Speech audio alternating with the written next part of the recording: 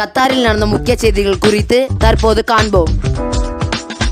தொடர்ச்சியாக 3வது ஆண்டாக லூலு ஹைப்பர் மார்க்கெட் கத்தார் தனது சமூக முன்முயற்சியின் ஒரு பகுதியாக கத்தார் தொண்டு நிறுவனத்தின் come your heart by giving என்ற திட்டத்திற்கு ஆதரவு அளித்துள்ளது.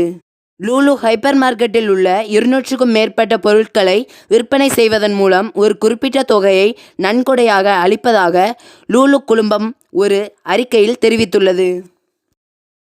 கத்தாரின் பல்வேறு பகுதிகளில் தோகா நகராட்சியால் மேற்கொள்ளப்பட்ட சோதனைகளின் முடிவில் விதிமுறைகளை மீறியதாக ஏப்ரல் மாதத்தில் 33 உணவு நிறுவனங்கள் மூடப்பட்டதாக கத்தார் செய்தி நிறுவனம் அதிகாரப்பூர்வமாக தெரிவித்துள்ளது.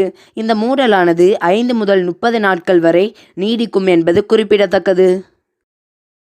கோவிட்-19 காரணமாக சமூக இடைவெளியானது பின்பற்றப்பட்டு வரும் நிலையில் இந்த நடைமுறைகள் தோகாவில் நைட்ரஜன் டை ஆக்சைடை 20% குறைத்து காற்றின் தரத்தை கணிசமாக உயர்த்தியுள்ளது என்று கத்தார் சுற்றுச்சூழல் மற்றும் எரிசக்தி ஆராய்ச்சி நிறுவனத்தால் ஏற்பாடு செய்யப்பட்ட வெபினாரில் தெரிவிக்கப்பட்டுள்ளது.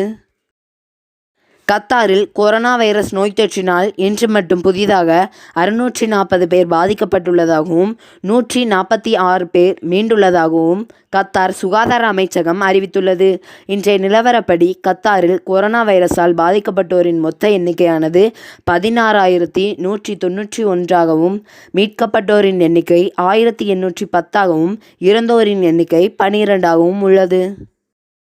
கத்தாரில் நடந்த முக்கிய செய்திகள் பிடித்திருந்தால் லைக் பண்ணுங்க, ஷேர் பண்ணுங்க. உடனுக்குடன் செய்திகளை அறிந்து கொள்ள ஆண்ட்ராய்ட் தமிழ் நியூஸ்க்கு சப்ஸ்கிரைப் பண்ணுங்க.